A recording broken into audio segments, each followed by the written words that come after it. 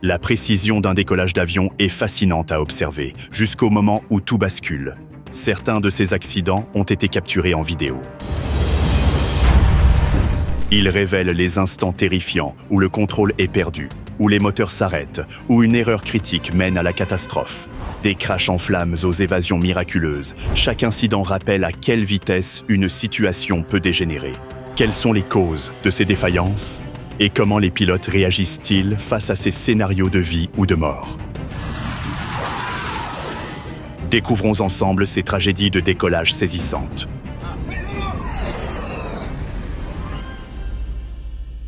Numéro 20, le vol 587 d'American Airlines. C'était un jour ordinaire, le 12 novembre 2001, quand le vol 587 d'American Airlines a décollé de l'aéroport John F. Kennedy à New York. L'avion, un Airbus A300, se dirigeait vers l'aéroport Las Américas en République dominicaine. À bord se trouvaient 251 passagers et 9 membres d'équipage. Tout semblait normal, jusqu'à peu après le décollage, lorsque l'avion a rencontré des turbulences causées par un autre appareil, un Boeing 747 de Japan Airlines qui avait décollé quelques minutes plus tôt. Le copilote Sten Mullen a tenté de corriger la situation en ajustant le gouvernail de l'avion, mais il a réagi trop fortement. Cela a provoqué la rupture complète du stabilisateur vertical qui aidait à diriger l'avion. Sans ce stabilisateur, l'avion est parti en vrille incontrôlable. Les forces étaient si intenses que les deux moteurs se sont détachés des ailes. Tragiquement, l'avion s'est écrasé dans un quartier de Queens, à New York, ôtant la vie à 260 personnes à bord et à 5 personnes au sol. L'accident s'est produit à seulement quelques kilomètres du site des attaques du World Trade Center, suscitant immédiatement des craintes d'un autre événement terroriste. Mais après enquête, le National Transportation Safety Board a conclu que ce n'était pas du terrorisme. Au lieu de cela, il a été déterminé qu'une erreur du pilote était en cause. Bien que cette tragédie ait été dévastatrice, un autre incident aérien à cette époque a montré comment des défaillances techniques pouvaient également mener à des situations dangereuses. Numéro 19. Le vol fatal de Japan Airlines. Le Japon a aussi connu son lot d'accidents d'avion tragiques, y compris l'un des pires jamais enregistrés. Le 12 août 1985, le vol 123 de Japan Airlines, un Boeing 747 SR-46, a connu un sort dévastateur. L'avion, immatriculé JA811-19, effectuait un vol domestique de l'aéroport de Haneda à Tokyo vers l'aéroport international d'Osaka. À bord se trouvaient 509 passagers et 15 membres d'équipage. Peu après le décollage, un problème majeur est survenu. La cloison de pression arrière, une pièce critique de l'avion, a cédé. Ce problème remontait à des réparations mal effectuées 7 ans plus tôt, après que la queue de l'avion avait été endommagée lors d'un vol précédent. La réparation défectueuse a provoqué une décompression soudaine, entraînant la rupture du stabilisateur vertical. Sans ce stabilisateur, il est devenu extrêmement difficile de contrôler l'avion. Le commandant Masami Takahama et le premier officier Yutaka Sasaki ont fait de leur mieux pour gérer la situation. Mais l'avion est devenu presque impossible à diriger. Malheureusement, il s'est écrasé sur le mont Takamagahara dans la préfecture de Gunma, déclenchant un incendie massif. Ce fut une catastrophe déchirante. 520 personnes ont perdu la vie, ce qui en fait l'accident d'avion le plus meurtrier de l'histoire. Remarquablement, 4 passagers ont survécu, bien qu'ils aient été grièvement blessés. Numéro 18.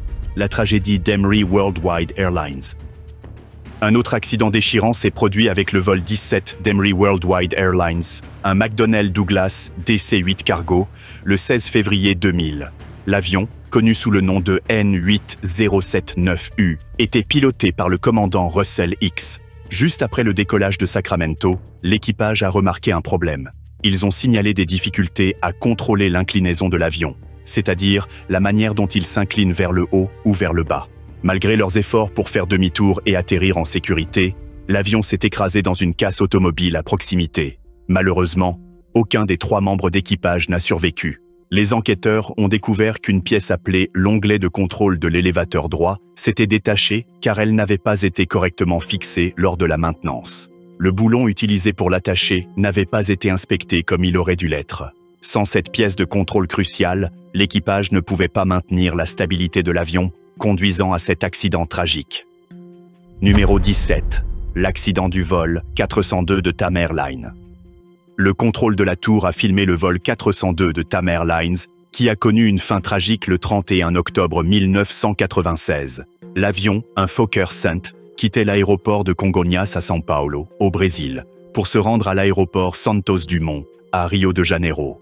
Peu après le décollage, quelque chose a mal tourné. Un système appelé inverseur de poussée sur le moteur droit, normalement utilisé pour ralentir l'avion à l'atterrissage, s'est activé par erreur. Cela a provoqué une poussée inégale, rendant le contrôle de l'avion difficile pour les pilotes. Le commandant José Antonio Moreno et le premier officier Paulo Roberto de Oliveira ont tout tenté pour résoudre le problème. Mais l'avion a commencé à s'incliner à droite et a rapidement perdu de l'altitude. Malgré leurs efforts, il s'est écrasé dans un quartier près de l'aéroport. Tous les 95 personnes à bord et 4 personnes au sol ont perdu la vie. Un interrupteur défectueux et un mauvais entretien ont été pointés du doigt comme cause de l'activation de l'inverseur. Mais les histoires d'accidents d'avion filmés ne s'arrêtent pas là. La tragédie suivante a coûté la vie à beaucoup, ne laissant que quelques survivants dans des circonstances à la fois bouleversantes et glaçantes. Numéro 16. L'accident du vol Spanair. C'était une journée ensoleillée, le 20 août 2008, lorsque le vol 5022 de Spanair a été confronté à une catastrophe inattendue. L'avion, un McDonnell Douglas MD-82, devait voler de l'aéroport de Madrid-Barajas en Espagne vers l'aéroport de Gran Canaria. À bord se trouvaient 166 passagers et 6 membres d'équipage. Alors que l'avion accélérait sur la piste pour décoller, quelque chose a mal tourné. Il n'a pas pu grimper suffisamment haut et s'est écrasé peu après avoir quitté le sol. Les enquêteurs ont découvert que les volets et les becs de bord d'attaque, qui aident à générer de la portance au décollage, n'avaient pas été correctement déployés. Ni le commandant Antonio Garcia Luna, ni le premier officier Francisco Javier Mullet n'étaient au courant, car un système d'alerte censé les prévenir ne fonctionnait pas. L'avion a dérapé hors de la piste, a heurté le sol violemment et s'est brisé, prenant feu dans le processus. L'accident a coûté la vie à 154 personnes. Seuls 18 ont survécu, souffrant de graves blessures et brûlures. L'enquête de la Commission espagnole d'investigation des accidents et incidents d'aviation civile a révélé que l'échec du déploiement des volets et des becs, combiné au système d'alerte défectueux, étaient les principales raisons de cet accident tragique. Numéro 15. Le crash du vol de National Airlines. Le vol 102 de National Airlines, un Boeing 747-400 BCF Cargo, a décollé de la base aérienne de Bagram en Afghanistan le 29 avril 2013. L'avion, immatriculé N949CA, était opéré par National Air Cargo et transportait 5 gros véhicules militaires comme cargaison. Peu après le décollage, quelque chose a mal tourné. La cargaison lourde n'était pas correctement arrimée et pendant la montée, elle s'est déplacée. Cela a provoqué un déséquilibre majeur dans le centre de gravité de l'avion. L'appareil a soudainement cabré trop fort, a perdu le contrôle, a décroché, puis s'est écrasé près de la piste. Une caméra de tableau de bord dans un véhicule à proximité a capturé la scène tragique, montrant la montée abrupte, le décrochage et l'accident de l'avion.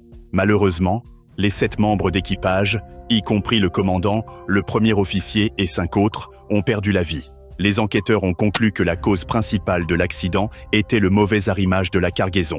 Cet incident a souligné l'importance cruciale de charger et de sécuriser correctement la cargaison pour assurer la sécurité des vols. Numéro 14. L'explosion en vol du vol TWA 800. Le vol 800 de TWA, un Boeing 747, a connu l'un des pires sorts possibles le 17 juillet 1996. L'avion, immatriculé N93119, volait de l'aéroport international John F. Kennedy à New York vers l'aéroport Charles de Gaulle à Paris, France. À bord se trouvaient 212 passagers et 18 membres d'équipage. Peu après le décollage, alors que l'avion grimpait pour atteindre son altitude de croisière, une catastrophe s'est produite. Une explosion massive a eu lieu dans le réservoir de carburant central de l'aile. La force de l'explosion a déchiré l'avion en plein vol, envoyant des débris s'écraser dans l'océan Atlantique près de Long Island, New York. Tragiquement, les 230 personnes à bord ont perdu la vie. Le National Transportation Safety Board a enquêté longuement sur les causes de cette tragédie. Ils ont conclu qu'un court-circuit avait enflammé un mélange inflammable de carburant et d'air dans le réservoir. Bien qu'ils n'aient pas pu identifier la cause exacte du court-circuit, ils ont suspecté un problème lié au câblage de l'avion. Numéro 13. L'accident évitable du vol d'Air Ontario. Par une froide journée de printemps, le 10 mars 1989, le vol 1363 d'Air Ontario, un Fokker F-28 Emile Fellowship, a été victime d'un accident tragique. L'avion décollait de l'aéroport régional de Dryden, en Ontario, Canada, pour se rendre à Winnipeg, Manitoba. À bord se trouvaient 65 passagers et 4 membres d'équipage.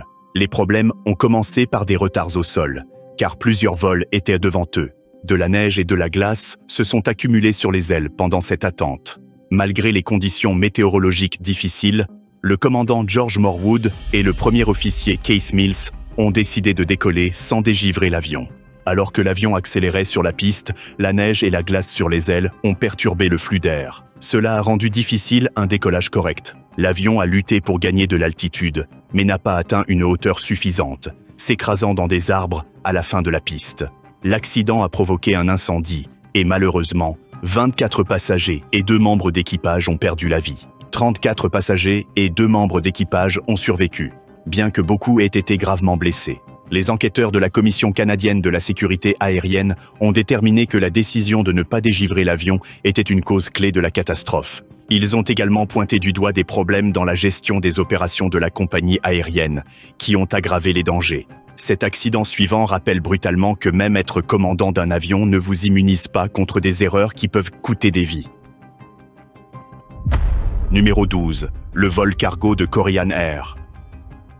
Le 22 décembre 1999, le vol 8509 de Korean Air Cargo, un Boeing 747 Cargo, a été victime d'un accident tragique. L'avion, identifié comme HL7451, devait voyager de l'aéroport de Londres Stansted à l'aéroport de Milan-Malpensa. L'équipage comprenait le commandant Park Duk-kyu, le premier officier Yoon, l'ingénieur de vol Park Hoon-woo et le mécanicien Kim Il-suk. Le problème a commencé lorsqu'un système de navigation, appelé unité de navigation inertielle, a cessé de fonctionner correctement. Il affichait des informations erronées sur l'écran du commandant concernant la position de l'avion. Bien que le premier officier et un système de secours affichèrent les bonnes données, l'écran du commandant continuait de montrer des erreurs. Ce problème avait déjà été remarqué lors d'un vol précédent depuis Tashkent, en Ouzbékistan, mais n'avait pas été complètement résolu avant le départ de Stansted. Après le décollage, le commandant s'est fié aux informations erronées, ce qui a conduit à de mauvaises décisions en vol. Le premier officier et l'ingénieur de vol n'ont pas pu corriger les erreurs du commandant à temps. L'avion a grimpé à environ 426 mètres, mais a commencé à virer brusquement à gauche. Il a rapidement perdu le contrôle et s'est écrasé dans la forêt de Hatfield, près du village de Great Allingbury. Malheureusement, les 4 membres d'équipage ont perdu la vie. Les enquêteurs ont découvert que l'incapacité de l'équipage à travailler efficacement ensemble et l'échec à réparer l'équipement défectueux étaient les principales raisons de l'accident. Numéro 11. La fin brutale du vol 06 de Singapore Airlines. Le vol 06 de Singapore Airlines a connu une fin tragique le 31 octobre 2000. L'avion, un Boeing 747 immatriculé 9F-EPK, volait de l'aéroport de Changi à Singapour vers l'aéroport international de Los Angeles avec une escale à Taïwan. À bord se trouvaient 159 passagers et 20 membres d'équipage. À l'aéroport de Taoyuan à Taïwan, de fortes pluies et des vents violents causés par le typhon Xangsan réduisaient la visibilité.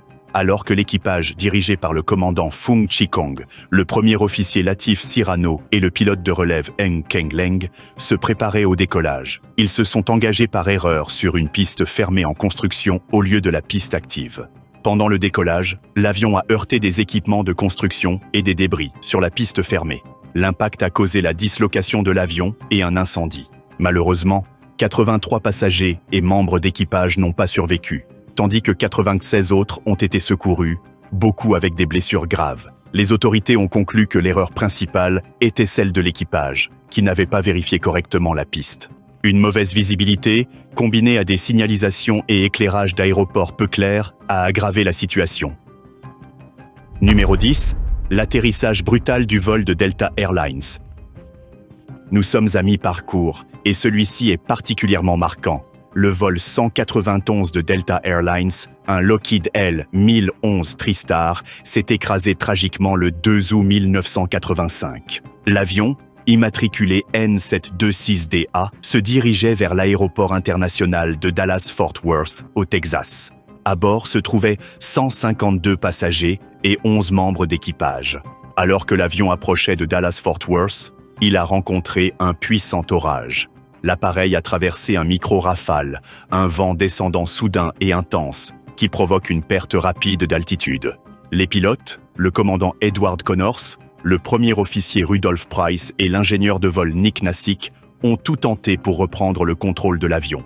Malgré leurs efforts, l'avion s'est écrasé à 1,6 km de la piste, a rebondi, puis a heurté un réservoir d'eau. L'impact a causé la dislocation de l'avion et un incendie. Tragiquement, 137 personnes ont perdu la vie, y compris une personne au sol. Cependant, 27 passagers et membres d'équipage ont survécu, beaucoup avec des blessures graves. Bien que certains s'en soient sortis vivants, leurs vies ont été changées à jamais par cette expérience horrifique. Numéro 9. La survie miraculeuse du vol United Airlines. Le vol 232 d'United Airlines, un McDonnell Douglas DC-10, a subi une défaillance catastrophique le 19 juillet 1989. L'avion, immatriculé N1819U, effectuait une route domestique de l'aéroport international de Stapleton à Denver, Colorado, vers l'aéroport international de Philadelphie, avec une escale à Chicago O'Hare. À bord se trouvaient 285 passagers et 11 membres d'équipage. Pendant le vol, l'un des moteurs montés à l'arrière de l'avion a cessé de fonctionner, entraînant une perte totale de liquide hydraulique. Sans contrôle hydraulique, les pilotes ne pouvaient pas utiliser les commandes de vol normales pour diriger l'avion. L'équipage, dirigé par le commandant Alfred C. Haynes, le premier officier William R. Rickards et l'ingénieur de vol Dudley G. Dvorak, a travaillé ensemble pour gérer l'urgence. Bien qu'ils aient perdu le contrôle des hydrauliques, l'équipage a utilisé la puissance des moteurs restants pour aider à diriger l'avion. Ils ont tenté un atterrissage à l'aéroport de Sioux Gateway, à Sioux City, Iowa. En approchant de la piste, il était clair qu'un atterrissage sécurisé serait très difficile. L'avion a touché le sol, mais sans contrôle approprié, il a fait des tonneaux et s'est disloqué à l'impact. Tragiquement, 111 personnes ont perdu la vie, mais incroyablement, 185 passagers et membres d'équipage ont survécu, beaucoup avec des blessures graves. Cet incident, comme le suivant, est un exemple de ce qu'on ne peut appeler qu'un miracle pour les survivants. Numéro 8. L'atterrissage forcé du vol de British Airways. Au milieu de janvier 2008, le vol 38 de British Airways a vécu une journée que personne à bord n'oubliera jamais. L'avion, un Boeing 777 immatriculé GWK MMM, volait de Pékin, en Chine, vers l'aéroport de Heathrow à Londres, au Royaume-Uni. Il transportait 136 passagers et 16 membres d'équipage. Tout se passait bien jusqu'à ce que l'avion s'approche de Heathrow. Soudain, les deux moteurs ont perdu de la puissance. Les pilotes, le commandant Peter Burkill et le premier officier John Coward ont essayé d'augmenter la poussée des moteurs, mais rien ne s'est produit.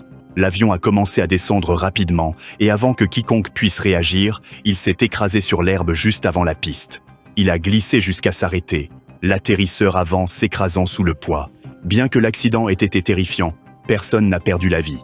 47 passagers ont été blessés, mais un seul a subi une blessure grave. Grâce aux actions rapides de l'équipage et des équipes de secours, tout le monde s'en est sorti sain et sauf. Les experts ont découvert que des cristaux de glace s'étaient formés dans le système de carburant pendant le vol. Ces morceaux de glace ont bloqué l'arrivée de carburant au moteur, ce qui explique leur perte de puissance au pire moment. Numéro 7. Le vol 214 d'Asiana Airlines. En été 2013, quelque chose a mal tourné lors d'un vol de routine de la Corée du Sud vers San Francisco. Le vol 214 d'Asiana Airlines, un Boeing 777, effectuait son approche finale vers l'aéroport de San Francisco le 6 juillet, quand une catastrophe s'est produite. L'avion, identifié comme HL7742, transportait 291 passagers et 16 membres d'équipage. Tout semblait normal au début, mais alors que l'avion s'approchait de la piste, il est devenu clair que les pilotes ne volaient ni assez haut ni assez vite. Le commandant Lee Kang-kook, qui apprenait encore à piloter ce type d'avion, était aux commandes, tandis que son instructeur, le commandant Lee Jong-min, supervisait. d'une manière ou d'une autre, ils n'ont pas réussi à maintenir l'avion sur la bonne trajectoire. La queue a heurté une digue avant la piste, ce qui a fait pivoter et disloquer l'avion. Un incendie s'est déclaré après l'accident et la scène est rapidement devenue chaotique. Malheureusement, 3 personnes sont mortes et 187 autres ont été blessées, certaines très gravement. Grâce au courage des agents de bord et à l'action rapide des équipes de secours, la plupart des passagers s'en sont sortis vivants. Les enquêteurs du National Transportation Safety Board ont découvert que les pilotes n'avaient pas surveillé la vitesse et la trajectoire de descente comme ils auraient dû. Ils comptaient également trop sur les systèmes automatiques de l'avion, ce qui a compliqué les choses lors de l'atterrissage. Numéro 6. La fin tragique du Concorde. En juillet 2000, le vol 4590 d'Air France, un jet Concorde élancé immatriculé FBTSC, se dirigeait de Paris vers New York pour un vol charter. À bord se trouvaient 100 passagers et 9 membres d'équipage. Alors que l'avion accélérait sur la piste de l'aéroport Charles de Gaulle, il a roulé sur un morceau de métal sur le sol. Ce métal était tombé d'un autre avion, un DC-10 de Continental Airlines, qui avait décollé plus tôt. Lorsque le pneu du Concorde a heurté les débris, il a éclaté, envoyant des morceaux percuter le dessous de l'aile. L'un de ces morceaux a percé un trou dans le réservoir de carburant, et le carburant qui s'échappait a pris feu. Malgré leurs meilleurs efforts, les pilotes, le commandant Christian Marty, le premier officier Jean Marco et l'ingénieur de vol Gilles Jardineau n'ont pas pu faire grimper l'avion assez haut ou assez vite pour éviter la catastrophe. L'avion a perdu le contrôle et s'est écrasé dans un hôtel à Gonesse, une ville près de l'aéroport. Tragiquement, les 109 personnes à bord ont perdu la vie, ainsi que 4 personnes au sol. Comme d'habitude, une enquête des experts en sécurité aérienne en France a révélé que l'accident était dû aux débris métalliques sur la piste. Cette tragédie a rappelé l'importance des inspections minutieuses des pistes pour assurer la sécurité des avions. Après l'accident, le Concorde a finalement été retiré des vols commerciaux en 2003, marquant la fin de son ère. Numéro 5. La défaillance catastrophique du moteur du vol Southwest Airlines. Un matin de printemps en avril 2018, le vol 1380 de Southwest Airlines a décollé de New York pour Dallas avec 144 passagers et 5 membres d'équipage. L'avion, un Boeing 737 immatriculé N772 SW, semblait prêt pour un voyage sans encombre. Mais les choses ont vite changé. Pendant le vol, quelque chose a mal tourné avec le moteur gauche. Il s'est disloqué, envoyant des morceaux percuter l'avion. L'un d'eux a frappé le côté et brisé une fenêtre. La perte soudaine de pression dans la cabine a rendu la situation chaotique. La commandante Tammy Jo Scholz et le premier officier Darren Ellisor ont rapidement mis leurs masques à oxygène et ont entamé une descente d'urgence. Malheureusement, une passagère nommée Jennifer Riordan a été partiellement aspirée par la fenêtre brisée. Les autres passagers et les agents de bord ont fait de leur mieux pour la ramener à l'intérieur et lui porter secours. Mais ses blessures étaient trop graves et elle n'a pas survécu. Malgré tous les dégâts, la commandante Schultz et le premier officier Ellisor sont restés calmes et ont réussi à poser l'avion en toute sécurité à l'aéroport de Philadelphie. Leur sang-froid et leurs compétences ont été salués pour avoir sauvé tant de vies ce jour-là. Les enquêteurs ont découvert plus tard qu'une pale de ventilateur du moteur s'était cassée à cause de la fatigue du métal, causant tout le problème. Cela a rappelé que même des inspections minutieuses peuvent parfois manquer ces dangers cachés. Mais les accidents comme celui-ci ne se limitent pas au vol de passagers. Les avions militaires font aussi face à des risques, comme nous l'explorerons plus près de la finale. Numéro 4. Le siège éjectable sauve la mise. Il n'y a pas si longtemps, en novembre 2021, le HMS Queen Elizabeth, le porte-avions principal de la Royal Navy anglaise, était stationné en mer Méditerranée. Un pilote se préparait à décoller dans un chasseur d'une valeur de 100 millions de dollars. Il a poussé les gaz et s'est dirigé droit vers la rampe. Mais les choses ne se sont pas passées comme prévu. Le jet n'a pas pris assez de vitesse pour quitter le pont. Il y a un vieux dicton dans l'armée. La portance est un cadeau, la poussée est indispensable, et ce jour-là, la poussée était absente. Heureusement, le pilote a réussi à s'éjecter juste à temps. Son parachute s'est déployé et il a flotté en sécurité avant que le jet ne sombre au fond de l'océan. Mais les sièges éjectables ne sont pas réservés aux pilotes modernes. Ils sont un dernier recours pour quiconque lorsque les choses tournent mal en vol.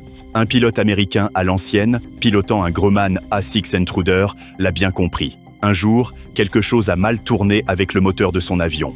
La tour lui ordonnait de grimper, mais le moteur ne répondait pas. Quand grimper s'est transformé en s'éjecter, lui et son copilote ont été éjectés latéralement hors de l'avion. Tous deux ont atterri en sécurité dans l'eau, mais la force soudaine de l'éjection a durement touché le pilote. La force G a comprimé sa colonne vertébrale au point qu'une fois sorti de l'eau, il mesurait 2,54 cm de moins qu'avant. Numéro 3. Collision avec des oiseaux sur un vol Southwest. Piloter de gros avions dans le ciel rend presque impossible d'éviter les oiseaux. La Federal Aviation Administration indique que plus de 10 000 oiseaux entrent en collision avec des avions chaque année, soit environ 26 impacts par jour. Le soir du Nouvel An 2011, le vol 372 de Southwest se préparait à décoller de l'aéroport international de Portland, également connu sous le nom de PDX. L'équipage et les passagers se dirigeaient vers Oakland, en Californie, vers 12h30. Peu après que l'avion a quitté le sol, 2 oiseaux sont passés à côté. L'un d'eux, malchanceux, a été aspiré directement dans le moteur droit de l'avion. À ce moment-là, il n'y avait aucun moyen d'arrêter la montée de l'avion. Le pilote n'a eu d'autre choix que de continuer à voler, faire demi-tour et ramener l'avion en sécurité à PDX. Heureusement, aucun atterrissage d'urgence n'a été nécessaire et l'avion est retourné à la porte sans problème. Personne n'a été blessé, bien que l'impact avec l'oiseau ait causé de légers dégâts à l'aile droite. La compagnie aérienne a reprogrammé le vol pour 18 heures ce soir-là. Certains passagers ont fait d'autres arrangements de voyage, mais environ 100 ont décidé d'attendre et de prendre le vol reprogrammé. Numéro 2. L'accident catastrophique du vol d'Aeroc.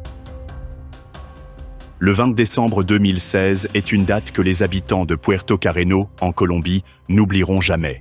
Vers 17h, heure locale, le vol 157 d'Aeroxa a décollé du petit aéroport Germán Olano, en direction de l'aéroport international Eldorado à Bogota. L'avion cargo Boeing 727 transportait environ 9072 kg de marchandises et 6 membres d'équipage. Le problème a surgi dès le décollage. L'avion a manqué de piste, a traversé la clôture de l'aéroport et a survolé à basse altitude une foule d'observateurs d'avions de l'autre côté. Ces spectateurs ont filmé les pilotes qui tentaient frénétiquement de stabiliser l'avion, mais les choses allaient déjà de mal en pis. L'avion avait perdu son moteur numéro 3, tous ses systèmes hydrauliques et une partie du train d'atterrissage. Pendant 2 minutes, ils ont lutté pour rester en l'air. L'avion a accroché un arbre et un poteau de garde, a roulé à droite et s'est écrasé au sol. L'enquête a révélé des défaillances à plusieurs niveaux. D'abord, l'aéroport était tout simplement trop petit pour un avion de cette taille. Ensuite, les pilotes ont commis des erreurs évitables, à commencer par des procédures de décollage inappropriées. Ils n'ont pas non plus activé un système de secours qui aurait pu sauver le vol. Cependant, l'une des plus grandes erreurs venait d'Aeroxa lui-même. La compagnie avait ajusté l'avion pour décoller à des vitesses plus lentes afin d'économiser du carburant, mais n'avait jamais mis à jour le manuel de vol. Quand les pilotes se sont préparés au décollage, ils ont réglé leur vitesse 9,26 km/h trop haut. Cette différence apparemment minime s'est avérée être le facteur critique entre un décollage de routine et un accident tragique. Et maintenant, pour la finale, nous regardons un véritable héros de l'aviation et comment il a sauvé la situation, inspirant même Hollywood. Numéro 1. L'atterrissage héroïque du vol US Airways. Le 15 janvier 2009, le vol 1549 d'US Airways a décollé de l'aéroport de LaGuardia à New York. L'avion se dirigeait vers Charlotte, en Caroline du Nord, transportant 2 pilotes, 3 agents de bord et 150 passagers. De là, il devait continuer vers Seattle, Washington. Malheureusement, l'Airbus A320 n'est pas allé loin, restant dans la région de la baie d'Hudson. Le pilote en charge était le commandant Chesley Sully Sullenberger, âgé de 57 ans à l'époque. Avant de devenir pilote commercial, Sully avait été pilote de chasse dans l'US Air Force. En janvier 2009, il avait accumulé près de 20 heures de vol, ce qui en faisait l'un des pilotes les plus expérimentés dans le ciel. Un groupe d'oies du Canada n'aurait pas dû poser de problème pour quelqu'un comme lui. Mais les choses se sont passées différemment ce jour-là. Peu après le décollage, l'avion a heurté un groupe d'oies à environ 853 mètres. Des plumes et des morceaux d'oiseaux ont couvert le pare-brise, tandis que les passagers entendaient les moteurs gronder. Certains ont même vu des flammes. Les 2 moteurs se sont arrêtés et l'avion a commencé à perdre rapidement de l'altitude. Sully a pris la radio et a informé le contrôle aérien qu'il n'avait non plus de puissance dans aucun moteur. Le contrôleur lui a dit de retourner à LaGuardia, mais Sully savait que c'était impossible. Ils ont suggéré d'essayer le New Jersey, mais il a réalisé qu'il ne pouvait pas y arriver non plus. Le choix le plus sûr était la rivière Hudson. L'avion a glissé à seulement 274 mètres au-dessus du pont George Washington avant d'atterrir à la surface de la rivière. En quelques minutes, des ferries sont arrivés et ont aidé à mettre tout le monde en sécurité. Miraculeusement, l'avion ne s'est pas disloqué ni coulé. Grâce à leur courage, le commandant Sully et son équipage ont reçu la médaille des maîtres pour leur exploit exceptionnel en aviation. Ils ont même reçu une ovation debout au Super Bowl 43 et ont été plus tard intronisés au temple de la renommée internationale de l'air et de l'espace. En 2016, Clint Eastwood a réalisé le film Sully, avec Tom Hanks dans le rôle du désormais célèbre pilote.